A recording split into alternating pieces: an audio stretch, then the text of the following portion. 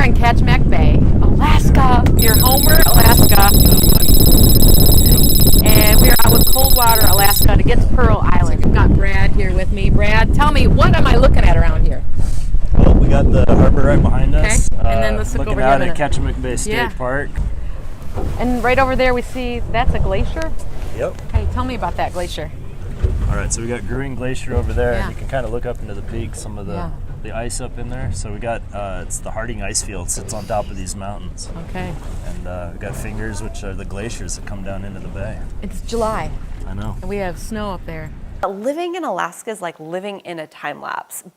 Just as soon as summer gets here, it's over, and then the leaves are changing, and then just as soon as the leaves change, the snow comes, and then it gets dark, but then you have the northern lights, and then all of a sudden the leaves are coming back. It just goes so quick. So we have a tide cycle every 12 hours. So if low tide's at noon, we're going to have a high tide by 6 o'clock that night, and then 6 hours later we'll be back to the low tide. So the tide in Anchorage is the fastest tide in the world. I believe there's only one other place in the world that has a similar tide, and it's just because of the geography and the way the land is shaped here. The water will come in at between 20 and 45 miles per hour.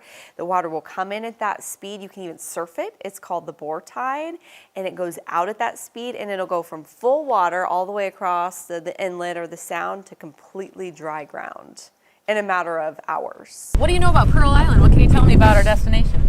So, like I said, we've both had a good history of commercial fishing. Spent about 10 years out commercial fishing all over the Alaskan coast, and several times each season we'd go by Pearl Island.